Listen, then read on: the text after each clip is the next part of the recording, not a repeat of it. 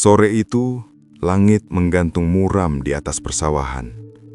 Awan hitam menekan rendah, bergerak pelan seperti menahan beban yang sebentar lagi akan tumpah.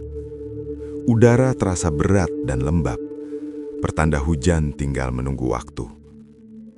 Sekitar pukul 5, Raka baru saja menuntaskan pekerjaannya di sebuah proyek kecil di pinggir desa. Punggungnya pegal, telapak tangannya masih berdebu semen. Ia menghela napas panjang sebelum menyalakan motor tuanya. Meski lelah, ia ingin segera sampai rumah sebelum hujan turun. Namun jalan utama yang biasa ia lewati ditutup total karena perbaikan pipa air. Tak ada pilihan lain selain mengambil jalur alternatif yang membelah hamparan sawah. Jalur itu sempit, berlapis tanah keras dan kerikil kecil, jauh dari rumah-rumah warga. Angin berembus pelan, membawa aroma tanah basah yang mulai tercium. Daun-daun padi saling bergesekan, menciptakan suara lirih yang berulang seperti bisikan panjang alam senja. Raka melaju pelan, menjaga keseimbangan di jalan setapak. Tiba-tiba, dari belakang terdengar deru motor yang lebih kencang. Dua remaja berseragam pramuka berboncengan menyalipnya dengan tergesa. Debu tipis beterbangan ketika mereka memotong jalurnya. Belum genap 1 menit setelah mereka menyalip, terdengar bunyi benturan singkat. Refleks, Raka mengurangi kecepatan. Beberapa meter di depan, ia melihat sesuatu tergeletak di tengah jalan. Seekor anak kucing kecil.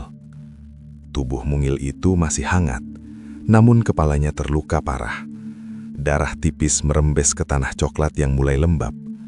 Dua remaja tadi sempat menoleh sekilas, tetapi mereka tetap memaju motor dan menghilang di tikungan. Raka menghentikan motornya di pinggir jalan. Ada rasa sesak yang tiba-tiba memenuhi dadanya. Ia menatap makhluk kecil itu beberapa detik, seolah tak percaya betapa cepat nyawa bisa terenggut. Tanpa banyak berpikir, ia melepas kaos luarnya. Dengan hati-hati ia membungkus tubuh kucing itu, lalu berjalan ke kebun singkong di tepi sawah. Tanahnya keras, tapi ia menggali dengan tangan kosong. Kukunya kotor, napasnya berat, namun ia terus menggali sampai cukup dalam. Ia membaringkan tubuh kecil itu perlahan, lalu menimbunnya kembali. "Maaf, cuma ini yang bisa kulakukan," bisiknya pelan. Saat gundukan tanah terakhir diratakan, butir-butir hujan pertama jatuh di punggungnya. Dalam hitungan detik, langit benar-benar runtuh. Hujan deras mengguyur sawah, membasahi tanah yang baru saja ia gali. Raka berdiri diam sejenak di bawah guyuran air, sebelum akhirnya berlari kecil menuju tempat berteduh. Tanpa pernah menyangka bahwa senja itu akan menjadi awal dari peristiwa-peristiwa yang jauh lebih menggetarkan. Hujan turun semakin deras, menampar daun-daun pisang dan mengaburkan pandangan Raka. Di antara tirai air yang mengguyur sawah, ia melihat sebuah bangunan besar berdiri di balik pepohonan rimbun. Dindingnya tinggi, atapnya lebar, dan pagar besinya terbuka seolah memang menunggu seseorang masuk. Karena tak menemukan tempat berteduh lain, Raka mendorong motornya melewati pagar itu dan berhenti di teras yang cukup luas. Atap sengnya kokoh menahan hujan, menyisakan suara gemuruh yang memantul berulang-ulang. Ia baru saja duduk di kursi kayu panjang ketika tirai jendela di depannya tersibak perlahan. Seorang pria tua muncul dari balik pintu utama. Rambutnya putih seluruhnya, wajahnya dipenuhi garis usia. Tubuhnya kurus dan duduk di atas kursi roda tua yang berkarat di beberapa bagian. "Aku Surya, tinggal sendiri di sini," ucapnya dengan suara serak namun tenang. Raka berdiri sopan dan memperkenalkan diri singkat. Dari luar, rumah itu terlihat megah, seperti milik orang berada. Namun saat pintu sedikit terbuka, bagian dalamnya tampak kontras. Debu menempel tebal di perabot, cat dinding mengelupas, dan jendela kayu terlihat kusam tak terawat. Tatapan Surya mengikuti arah pandang Raka. "Rumah ini sudah lama tak disentuh," katanya pelan. "Kau bisa mengecat?" Raka mengangguk. Ia memang terbiasa mengerjakan pintu dan jendela kayu. Surya lalu menawarkan pekerjaan, mengecat ulang seluruh pintu dan jendela agar rumah itu tampak segar kembali. Namun sebelum Raka menjawab, pria tua itu menambahkan 2 syarat. Pertama, ia tidak menyediakan makanan atau minuman selama pekerjaan berlangsung. Kedua, Raka harus bekerja sendirian, tidak boleh membawa siapapun. Jika suatu saat ia tidak berada di rumah, kunci dan uang pembayaran akan ditinggalkan di bawah pot bunga di teras. Syarat itu terdengar sederhana, tetapi entah mengapa terasa janggal, apalagi cara Surya menyampaikannya datar tanpa penjelasan. Raka terdiam sejenak, mempertimbangkan. Ia memang sedang membutuhkan tambahan penghasilan. Tawaran ini datang di waktu yang tepat. Akhirnya ia mengangguk menerima. Namun saat hujan mulai mereda dan ia pamit pulang, ada sesuatu yang tak bisa ia abaikan. Sejak pertama menginjakkan kaki di teras itu, bulu kuduknya sesekali berdiri tanpa sebab. Seolah rumah tersebut bukan hanya sekedar tempat berteduh, melainkan ruang yang menyimpan sesuatu yang belum selesai. Keesokan paginya, langit masih diselimuti mendung tipis. Udara terasa lembab ketika Raka kembali ke rumah besar itu. Meski Surya sudah menegaskan ia harus bekerja sendirian, kali ini Raka mengajak sahabatnya, Damar, sekadar untuk menemani dan membantu menyiapkan peralatan. Di bawah pot bunga keramik di sudut teras, seperti yang dijanjikan, terdapat kunci rumah dan lipatan uang Rp200.000. Uang itu tampak aneh, lusuh, warnanya memudar, dan terasa lembab seolah lama tersimpan di tempat tertutup. Raka memasukkannya ke saku tanpa banyak komentar, walau perasaan ganjil kembali menyentuh hatinya. Begitu pintu dibuka, bau pengap langsung menyergap. Debu halus beterbangan saat cahaya pagi masuk dari sela jendela. Mereka mulai menurunkan kaleng cat dan menyiapkan kuas serta kompresor kecil. Beberapa menit kemudian, Raka menyadari tiner yang dibawanya kurang. Ia memutuskan pergi sebentar ke toko bangunan terdekat. "Tunggu saja di sini," katanya pada Damar. Damar mengangguk dan duduk di kursi kayu dekat jendela, menyalakan rokok untuk mengusir sunyi. Awalnya suasana biasa saja, hanya suara angin menyentuh dedaunan di luar. Namun, tak lama setelah motor Raka menjauh, terdengar suara gemericik air dari arah dalam rumah. Seperti seseorang sedang mandi.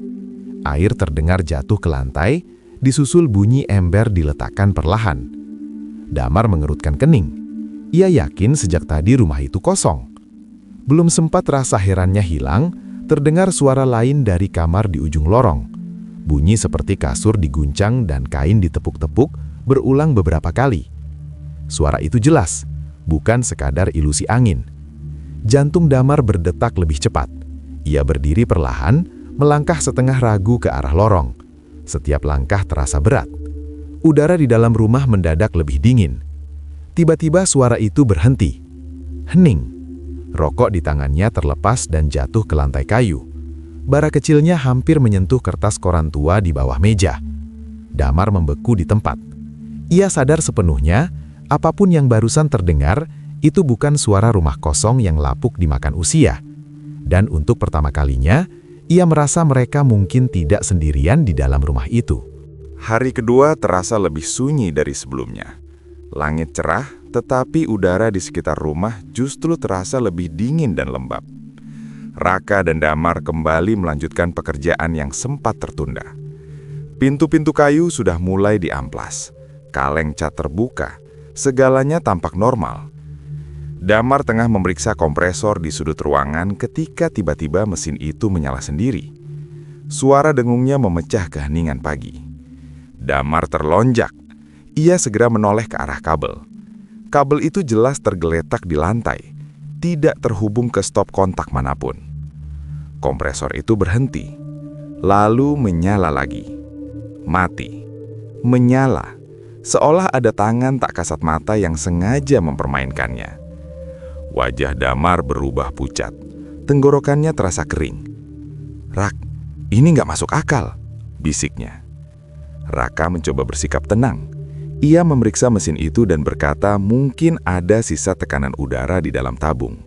Namun dalam hatinya sendiri, Ia tahu penjelasan itu terlalu dipaksakan. Menjelang siang, Damar pergi ke kamar mandi belakang. Ruangan itu sempit dan dindingnya kusam.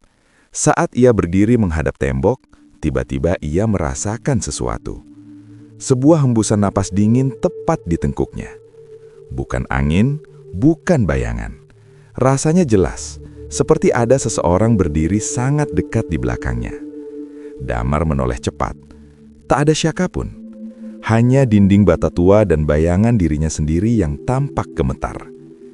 Ia keluar dengan wajah tegang, memilih diam tanpa menceritakan detailnya pada Raka. Sore harinya, seorang penjual kupat melintas di depan rumah. Raka yang mulai lapar menghampirinya.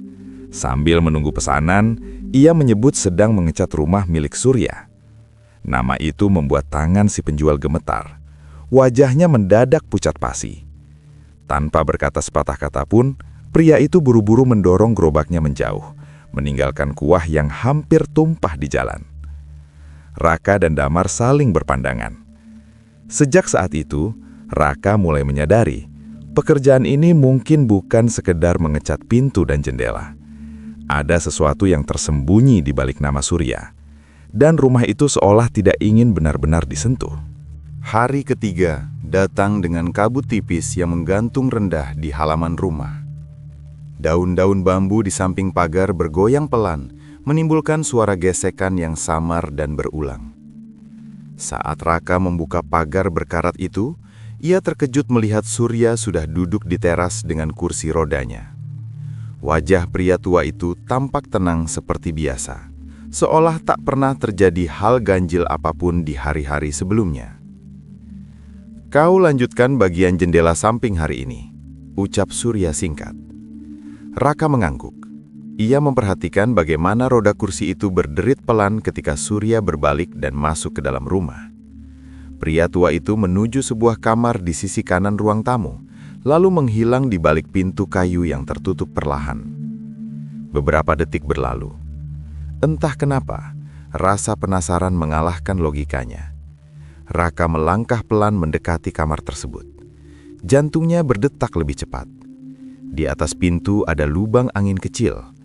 Ia berdiri berjinjit dan mengintip melalui celah itu. Nafasnya tertahan. Kamar itu kosong.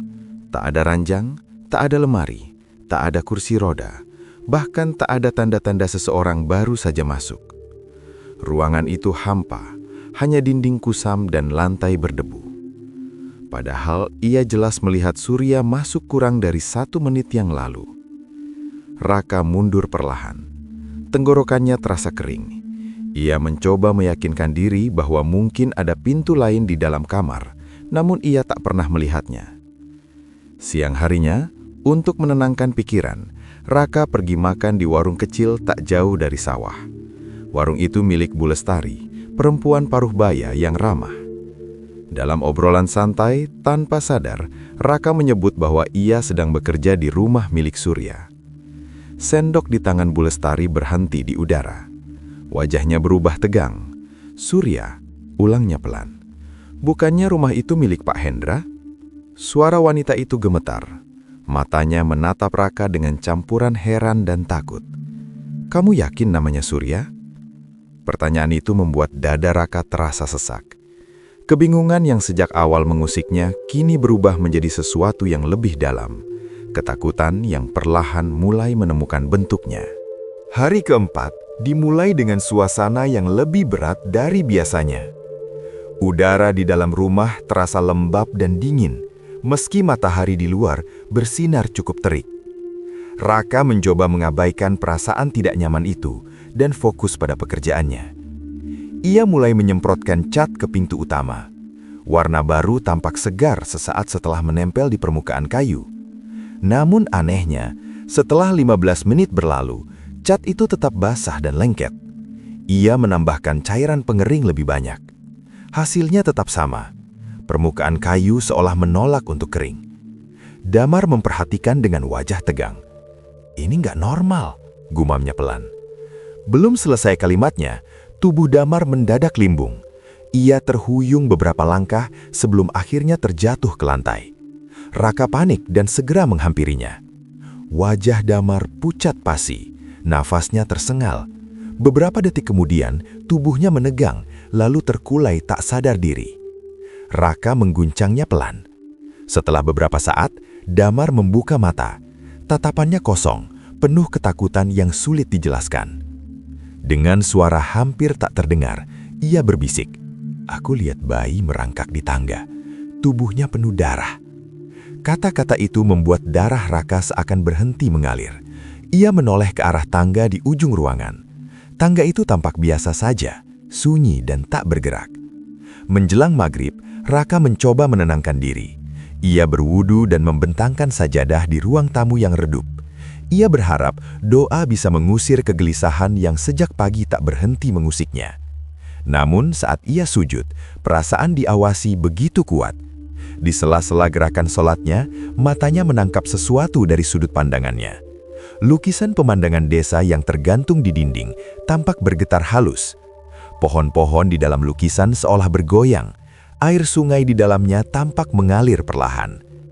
Raka mencoba tetap fokus hingga salam terakhir. Saat ia menoleh, jantungnya seolah runtuh. Sekitar 1 meter di depannya, berdiri sosok perempuan berwajah pucat.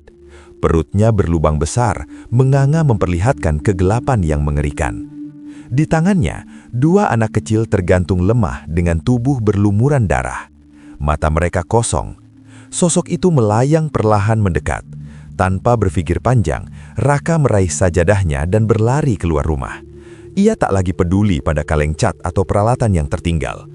Malam itu, untuk pertama kalinya, ia benar-benar yakin bahwa rumah itu bukan sekedar bangunan tua yang tak terawat.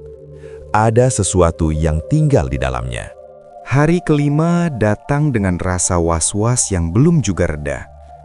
Raka sebenarnya berniat menghentikan pekerjaan itu, tetapi ada dorongan aneh yang membuatnya kembali ke rumah tersebut. Seolah ada sesuatu yang belum selesai. Pagi itu, ketika ia sedang memeriksa pintu yang catnya masih lengket, terdengar ketukan pelan dari arah depan. Surya berdiri di ambang pintu. Wajahnya datar, tanpa ekspresi. Kursi rodanya tidak lagi terdengar berderit seperti biasanya. Ia hanya memandang Raka dengan tatapan tenang yang sulit ditebak. "Aku datang untuk melunasi," ucapnya singkat. Ia meletakkan sebuah bungkusan tebal di atas meja kayu. Raka terdiam.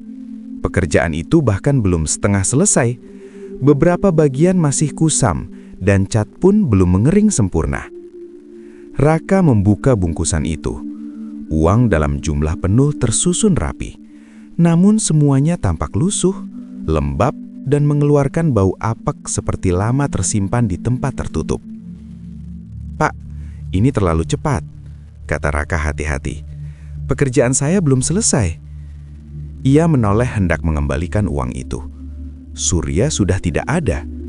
Padahal pintu tidak pernah terdengar terbuka. Tidak ada suara roda, tidak ada langkah kaki. Ruangan mendadak hening. Udara terasa dingin menusuk tulang. Raka menatap uang di tangannya. Jari-jarinya bergetar saat menyentuh lembaran yang terasa lembab itu. Tiba-tiba pandangannya berkunang. Dinding ruang tamu seolah memudar. Lantai kayu di bawahnya berubah menjadi lebih gelap, lebih tua. Ia melihat seorang ibu tersungkur di lantai. 2 anak kecil menjerit ketakutan di sisinya. 3 pria bertopi menutup wajah mereka, memegang benda tumpul di tangan. Benturan terdengar berulang. Jeritan berubah menjadi tangis yang tercekik. Darah mengalir membasahi papan kayu, merembes di sela-selanya. Raka tak bisa bergerak. Ia seolah berdiri di tengah peristiwa itu, menyaksikan tanpa mampu menolong. Dalam hitungan detik, semuanya lenyap. Ruang tamu kembali seperti semula, kusam dan berdebu. Raka terengah-engah, keringat dingin membasahi punggungnya. Kini ia mengerti, rumah itu bukan sekedar tempat angker. Rumah itu menyimpan sejarah kelam yang belum pernah benar-benar selesai. Hari terakhir terasa berbeda sejak Raka menginjakkan kaki di halaman rumah itu. Udara begitu dingin, meski matahari bersinar terang. Angin hampir tak bergerak, namun suasana terasa menekan, seolah rumah tersebut menahan napas panjang. Raka sebenarnya datang hanya untuk mengambil sebagian peralatannya yang tertinggal. Ia tidak lagi berniat melanjutkan pekerjaan. Namun saat ia melangkah masuk ke ruang tamu, hawa dingin menyergap lebih kuat dari sebelumnya. Dari arah tangga, sosok itu kembali muncul. Perempuan berwajah pucat dengan perut berlubang. 2 anak kecil masih tergantung di lengannya. Mata mereka kosong, menatap lurus ke arahnya. Kali ini sosok itu tidak diam. Ia melayang perlahan, semakin mendekat. Ruangan terasa menyempit. Napas Raka tercekat. Lututnya melumas hingga ia hampir jatuh terduduk. Bisikan samar terdengar, seperti suara yang keluar dari ruang kosong. Raka menutup mata, berusaha membaca doa meski suaranya gemetar. Tiba-tiba terdengar suara gaduh dari arah teras. Pintu yang setengah terbuka terdorong angin. Dalam sekejap, belasan kucing liar berlari masuk ke dalam rumah. Bulu mereka berdiri, mata mereka menyala tajam. Mereka mengeong keras, nyaring dan serempak. Tanpa ragu, kucing-kucing itu melompat ke arah sosok perempuan tersebut. Suara desis dan raungan bercampur dalam udara yang tiba-tiba bergetar. Sosok itu mundur perlahan, tubuhnya memudar seperti asap tertiup angin. Dalam hitungan detik, penampakan itu menghilang. Ruangan kembali sunyi. Kucing-kucing itu berdiri beberapa saat, menatap ke arah tangga, lalu satu persatu berbalik dan keluar seperti tak pernah terjadi apa-apa. Raka terduduk lemas di lantai. Ingatannya melayang pada anak kucing kecil yang ia kubur di tepi sawah beberapa hari lalu. Air matanya jatuh tanpa ia sadari. Untuk pertama kalinya sejak memasuki rumah itu, ia tidak merasa sendirian. Seolah ada tangan tak terlihat yang membalas kebaikan kecilnya, melindunginya di saat paling genting. Malam itu, dengan tangan masih gemetar, Raka mencari nomor yang pernah disebut Surya sekilas. Arman, anaknya. Suara di seberang telepon terdengar berat dan ragu saat Raka menyebut alamat rumah tua itu. Keesokan paginya, Arman datang.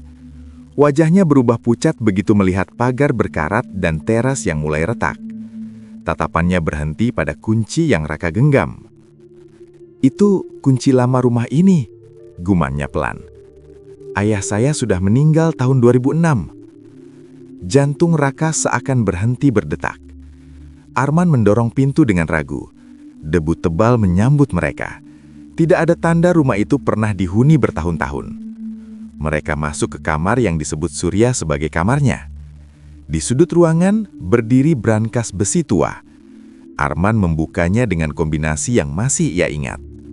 Kosong. Padahal, menurutnya, disitulah ayahnya biasa menyimpan uang tunai hasil usaha lama mereka. Arman menatap Raka dengan bingung bercampur takut. "Sejak ayah meninggal, rumah ini tak pernah kami datangi lagi. Kami tak berani." Kata-kata itu menancap dalam di kepala Raka. Ia teringat kursi roda tua, suara pelan Surya, uang lembab yang diserahkan, juga pelunasan yang muncul entah dari mana. Perlahan, semuanya menyatu menjadi satu kesimpulan yang tak ingin ia akui. Ia tidak bekerja untuk orang hidup. Rumah itu menyimpan sesuatu yang belum selesai. Dan entah mengapa, ia merasa namanya telah ikut tercatat dalam sejarah sunyi rumah tersebut. 4 tahun berlalu. Suatu sore, Raka tanpa sengaja melewati jalur lama tempat sawah dan pepohonan dulu membentang sunyi. Kini jalan itu lebih ramai. Deretan perumahan berdiri rapi, ruko-ruko berjejer dengan papan nama mencolok. Tak ada lagi kesan sepi. Namun dadanya terasa sesak saat ia menyadari satu hal. Rumah itu tak terlihat. Ia menghentikan motor dan berjalan ke warung kecil di sudut jalan. Bu Lestari masih di sana. Rambutnya kini lebih banyak uban. Rumah besar itu sudah dibongkar 3 tahun lalu. kata Bu Lestari pelan saat Raka menanyakannya. Terlalu banyak kejadian aneh, pekerja bangunan pun sering sakit mendadak. Raka terdiam. Ia melangkah ke lokasi yang dulu ia hafal setiap sudutnya. Kini hanya tanah kosong ditumbuhi rumput liar. Tak ada pagar berkarat, tak ada teras lembab, tak ada jendela kusam. Seolah rumah itu tak pernah ada. Angin sore berembus pelan, menggerakkan rumput-rumput kering. Untuk sesaat, Raka merasa seperti mendengar gema langkah kursi roda tua dan suara pelan yang memperkenalkan diri di tengah hujan. Ia memejamkan mata. Rumah itu mungkin telah hilang dari dunia nyata. Kayu-kayunya mungkin telah menjadi puing. Dindingnya mungkin telah rata dengan tanah. Namun kenangannya tetap hidup. Ia belajar satu hal yang tak pernah diajarkan siapapun sebelumnya. Dunia manusia dan alam lain terkadang hanya dipisahkan oleh batas yang sangat tipis. Dan kadang, tanpa sadar, seseorang bisa melangkah melewatinya, lalu kembali, membawa cerita yang tak semua orang akan percaya.